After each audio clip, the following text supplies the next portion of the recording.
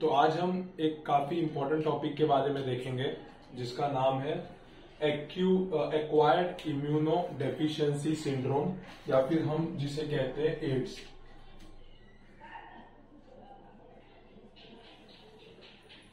Acquired immunodeficiency syndrome. तो ये जो बीमारी होती है जिसे हम एड्स कहते हैं वो स्टार्ट कहां से हुआ वो चीज देखेंगे। उसके इटियोलॉजी क्या है, कॉजेज फैक्टर क्या है वो देखेंगे। सीक्वेंस कैसे होता है, जो सेल्स जो वायरस होते हैं वो बॉडी को कैसे हार्म करते हैं, इस चीज के बारे में हम देखेंगे। तो सबसे पहले एक्वायर्ड इम्यूनो डेफिशिएंसी सिंड्रोम जो है वो सबसे पहले रिकॉग्नाइज किया गया था यूएस में, यानी कि यूनाइटेड स्टेट में। कौन सा ईयर था? तो ईयर था 1981।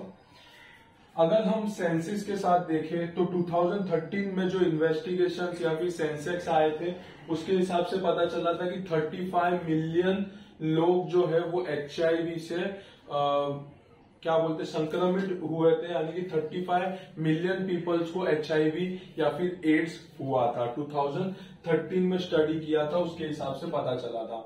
अगर ईयर वाइज देखेंगे तो 1.5 मिलियन लोग जो है वो हर साल एड्स के किसी कॉम्प्लिकेशन की वजह से उनकी डेथ होती है और हर साल 2 मिलियन से ज्यादा केसेस एडअप होते हैं HIV के या फिर हम कह सकते हैं एड्स के। तो एक्वायर्ड इम्यूनो डेफिशिएंसी सिंड्रोम यानी कि जो एड्स होता है वो सबसे पहले रिकॉग्नाइज किया गया था 1981 में यूएस में। 35 मिलियन लोग हैं जो HIV से इन्फेक्टेड है। 2013 में जहां तक स्टडी हुआ था वहां तक पता चला। हर साल अगर हम देखेंगे तो 1.5 मिलियन पीपल जो है उनका HIV एड्स या उसके कॉम्प्लिकेशन की वजह से डेथ होता है। 2 मिलियन केसेस हर साल एडअप होते हैं। तो ये काफी ज्यादा खराब या फिर हम कह सकते हैं खतरनाक बीमारी माना जाता है। अब देखेंगे इसका इटियोलॉजी यानी कि पॉजिटिव फैक्टर्स हमें क्या क्या है वो देखेंगे। तो सबसे पहले ये कैसे होता है, तो it is caused by RNA virus. RNA virus से होता है जिसे हम कहते हैं HIV। एक वायरस है जिसे हम कहते हैं HIV जो कि है RNA वायरस, उसकी वजह से एड्स होता है। इस ग्रुप में 4 मेंबर होते हैं, यानी कि 4 मेंबर होते हैं ह्यूमन रेट्रोवायरस के, जो 2 ग्रुप्स में डिवाइड किए जाते हैं। सबसे पहला ग्रुप होता है जिसे हम कहते हैं ट्रांसफॉर्मिंग वायरस और दूसरा होता है वो साइटोपैथिक वायरस। तो जो एड्स है वो कैसे होता है, तो वो RNA वायरस की वजह से होता है जिसे हम कहते हैं HIV। इसमें 4 मेंबर प्रेजेंट होते हैं जो 2 ग्रुप्स में डिस्ट्रीब्यूट होते हैं। सबसे पहला होता है ट्रांसफॉर्मिंग वायरस और दूसरा होता है साइटोपैथिक वायरस।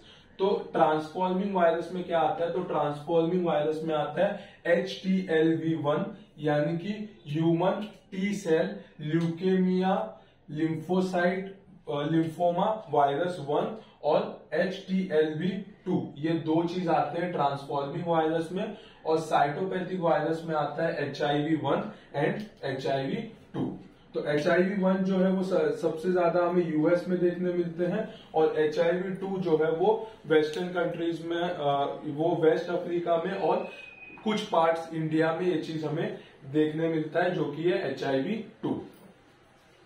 तो इटियोलॉजी में क्या क्या देखा है हमने? सबसे पहले हमने देखा है कि ये कैसे कॉज होता है। तो ये कॉज होता है RNA वायरस से जिसे हम कहते हैं HIV। इसमें 4 मेंबर प्रेजेंट होते हैं जो 2 सब ग्रुप में डिवाइड किए जाते हैं। सबसे पहला ट्रांसफॉर्मिंग वायरस जिसमें 2 आता है HTLV1 HTLV2। दूसरा है साइटोपैथिक वायरस जिसमें आता है HIV1 एंड HIV2। HIV1 जो है वो सबसे ज्यादा हमें देखने मिलता है यूएस में और HIV2 हमें अपने इंडिया में काफी ज्यादा अमाउंट में देखने मिलता है। अभी ये हो गया इसके कॉजेज या फिर हम कह सकते हैं इटियोलॉजी के बारे में। अब जो वायरस होता है, जो HIV का वायरस होता है, वो वायरस कैसा दिखता है, क्या क्या पार्ट्स उसमें प्रेजेंट होते हैं और वो बॉडी को कैसे अफेक्ट करता है, ये चीज देखेंगे। तो ये एक डायग्राम बना के मैंने रखा है यहाँ पे। ये है HIV जो है उसका वायरस का पार्टिकल है, HIV के वायरस का पार्टिकल है। तो ये कुछ कैसा दिखता है, तो ये दिखता है स्पेरिकल शेप में होता है, जिसका डायमीटर होता है around 100 to 140 nanometre diameter present होता है। इसके अंदर कोर प्रोटीन प्रेजेंट होते हैं, जिसे हम कहते हैं P24 और एक को कहते हैं P18। तो ये जो कोर प्रोटीन यहाँ पे प्रेजेंट होता है इसे हम कहते हैं P24 और ये जो आउटर प्रेजेंट होता है इसे हम कहते हैं P18। तो एक तो सबसे पहले स्पेरिकल शेप होता है, दूसरा इसका डायमीटर होता है 100 to 140 नैनोमीटर। इसमें कोर प्रोटीन प्रेजेंट होते हैं P24 जो कि कुछ इनर साइड पे है, और आउटर साइड पे जो होता है उससे हम कहते हैं P18। ये कोर प्रोटीन के अंदर 2 स्ट्रैंड आरएनए प्रेजेंट होते हैं। ये जो देख रहे हैं हम रेड में, ये 2 स्ट्रैंड प्रेजेंट होते हैं आरएनए के, 2 स्ट्रैंड ऑफ जीनोमिक आरएनए, और उसके पास ही जो एक एंजाइम प्रेजेंट होता है उसे हम कहते हैं रिवर्स ट्रांसक्रिप्टेज। क्या कहते हैं? Reverse transcriptase.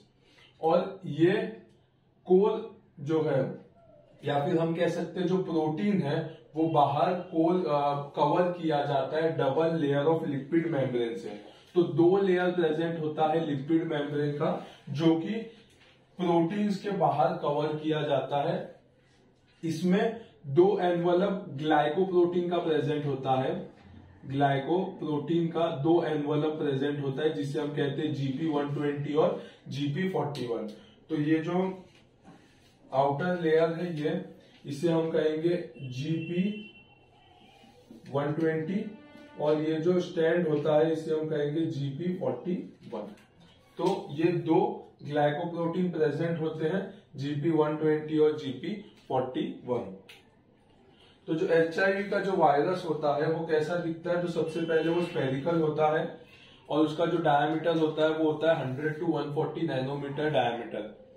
इसके अंदर प्रोटीन्स प्रेजेंट होते हैं, जिसे हम कहते हैं P24 और P18। प्रोटीन्स के अंदर जीनोमिक आरएनए प्रेजेंट होता है, और उसके साथ साथ ही एक एंजाइम प्रेजेंट होता है, जिसे हम कहते हैं रिवर्स ट्रांसक्रिप्टेज। ये जो प्रोटीन है ये कवर किया जाता है double layer of lipid membrane. Lipid membrane का लेयर होता है उससे कवर किया जाता है, और इसके ऊपर कुछ ग्लाइकोप्रोटीन प्रेजेंट होते हैं, जिसे हम कहते हैं GP120 और GP41। तो इतना चीज हमें पता होना चाहिए वायरस पार्टिकल के बारे में। अब इस वायरस पार्टिकल में 3 जीन कोड प्रेजेंट होते हैं। क्या प्रेजेंट होता है? 3 इंपॉर्टेंट जीन कोड प्रेजेंट होते हैं। जो सबसे पहला है गैग, GAG, जिसे हम कहते हैं ग्रुप एंटीजन, वो प्रेजेंट होता है कोर प्रोटीन पे। कोर प्रोटीन के पास जो प्रेजेंट होता है जो जीन, उसे हम कहते हैं गैग, यानी कि ग्रुप एंटीजन। दूसरा होता है पोल, POL, जिसे हम कहते हैं पॉलीमरेज, जो प्रेजेंट होता है रिवर्स ट्रांसक्रिप्टेज। दूसरा जो जीन कोड है वो है पोल, पॉलीमरेज, जो कि प्रेजेंट होता है रिवर्स ट्रांसक्रिप्टेज पे। और तीसरा है ENV, जिसे हम कहते हैं एनवलप, जो कि एक टाइप का एनवलप प्रोटीन है। एनवलप प्रोटीन के पास वो प्रेजेंट होता है। तो ये 3 काफी इंपॉर्टेंट जीन कोड है। सबसे पहले गैग, GAG, दूसरा पोल, POL, और तीसरा ENV, यानी कि एनवलप। तो ये 3 इंपॉर्टेंट जीन कोड है जो वायरस पार्टिकल पे प्रेजेंट होते हैं। जीन कोड का काम क्या होता है? तो जीन कोड का काम होता है कि ये मार्कर के जैसा एक्ट करते हैं for the diagnosis of HIV। ये एक टाइप के मार्कर के जैसा काम करते हैं, जिससे हमें पता चलता है कि पेशेंट के बॉडी में HIV का वायरस है कि नहीं, या फिर वो एक्वायर्ड इम्यूनोडेफिशिएंसी सिंड्रोम से इन्फेक्टेड हुआ है कि नहीं। तो ये चीज हमें देखने मिलता है जीन से, जो कि एक मार्कर की तरह एक्ट करता है। तो वायरस पार्टिकल का जैसे हमने देखा, इसमें 3 इंपॉर्टेंट जीन कोड प्रेजेंट होते हैं, गैग, पॉल एंड ENV। ये काम आता है डायग्नोसिस के लिए HIV के।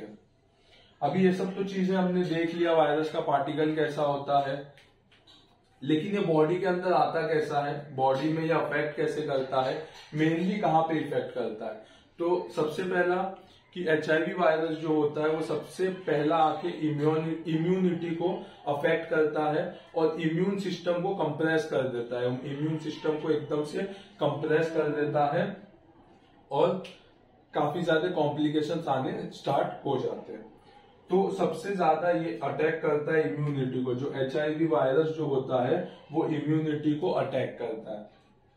तो इसमें हम देखेंगे sequence of event in pathogenesis of HIV, sequence of event in pathogenesis of HIV. तो सबसे पहला क्या है, सबसे पहला है selective tropism for CD4 molecule receptor, CD4 molecule receptor. तो सबसे पहला कि पैथोजेनेसिस या फिर एचआईवी वायरस अगर बॉडी में आ जाता है, एचआईवी वायरस अगर किसी के सब्सटेंस के थ्रू या ब्लड के थ्रू या सेक्सुअल कांटेक्ट के थ्रू अगर एचआईवी का जो वायरस है, ये एचआईवी का जो वायरस है अगर बॉडी में आ जाता है तो सबसे पहला वो क्या करता है, selective tropism for CD4 molecule, ऐसा जगह पे जाके बाइंड होता है, यानी कि जो इसका ग्लाइकोप्रोटीन 120 है ये बाइंड हो सकता है CD4 मॉलिक्यूल रिसेप्टर से, जो कि प्रेजेंट होता है कहां पे, तो मैक्रोफेजिस पे। मैक्रोफेजिस के पास रिसेप्टर्स प्रेजेंट होते हैं, काफी सारे रिसेप्टर्स प्रेजेंट होते हैं जिसे हम कहते हैं CD4 रिसेप्टर। क्या कहते हैं, CD4 रिसेप्टर। तो जो एचआईवी का वायरस होता है वो सिलेक्टिवली CD4 मॉलिक्यूल रिसेप्टर्स पे जाके बाइंड होता है, जो ग्लाइकोप्रोटीन है वो यहां पे आके बाइंड हो जाते हैं। क्या होते हैं, जो एक ग्लाइकोप्रोटीन 120 है वो आके CD4 रिसेप्टर से बाइंड हो जाता है। तो जो एचआईवी वायरस होता है वो कभी भी CD4 मॉलिक्यूल रिसेप्टर से ही बाइंड होता है, इसीलिए हम कहते हैं selective tropism for CD4 molecule receptor.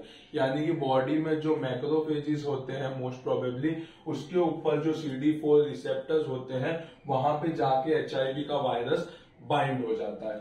दूसरा इंटरनलाइजेशन, यानी कि बाइंड होने के बाद इसमें दो कंपोनेंट बहुत इंपॉर्टेंट होते हैं। सबसे पहले होता है CCR जिसे हम कहते हैं कीमोकाइन रिसेप्टर, और दूसरा है CD4 मॉलिक्यूल रिसेप्टर। यानी कि CD4 मॉलिक्यूल रिसेप्टर के साथ यहाँ पे एक CCR यानी कि कीमोकाइन रिसेप्टर प्रेजेंट होता है।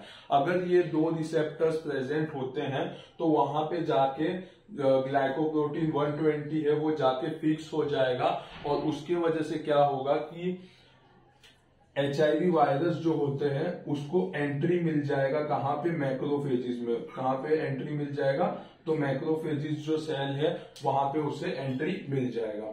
तो इसे हम कहते हैं इंटरनलाइजेशन। इंटरनलाइजेशन कैसे होगा, तो कभी भी मैक्रोफेजिस के ऊपर अगर CD4 मॉलिक्यूल रिसेप्टर है उसके साथ कीमोकाइन रिसेप्टर प्रेजेंट है तो उसमें GP120 बाइंड होगा, और उसके वजह से जो वायरस है वो डायरेक्टली मैक्रोफेजिस के अंदर जा सकता है। तीसरा होता है uncoating and viral DNA formation. तो जब भी ये पार्टिकल जो है वो मैक्रोफेज में जाएगा तो जाने की वजह से क्या होगा, इसके अंदर जो RNA प्रेजेंट है, जो RNA प्रेजेंट है और उसके पास जो रिवर्स ट्रांसक्रिप्टेज प्रेजेंट है वो क्या करेंगे, तो वो करेंगे वो अंदर जाने के बाद सिंगल स्ट्रैंड DNA फॉर्म करेंगे। सिंगल स्ट्रैंड DNA फॉर्म होने के बाद उसी से डबल स्ट्रैंडेड DNA फॉर्म करेंगे, और अंदर का जो RNA प्रेजेंट होता है, जो सेल्स के अंदर का RNA प्रेजेंट होता है उसे डिस्ट्रॉय कर देंगे।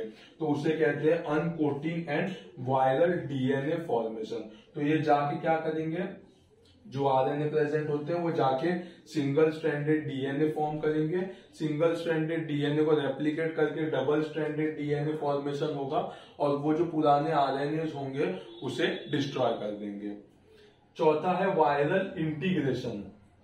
जब ये प्रोसेस हो जाएगा उसके बाद क्या करेगा, जो वायरस वहां पे रहेगा वो न्यूक्लियस को जाके अटैक करेगा, न्यूक्लियस के अंदर चले जाएगा, न्यूक्लियस को जाके अटैक करेगा, न्यूक्लियस के अंदर चले जाएगा।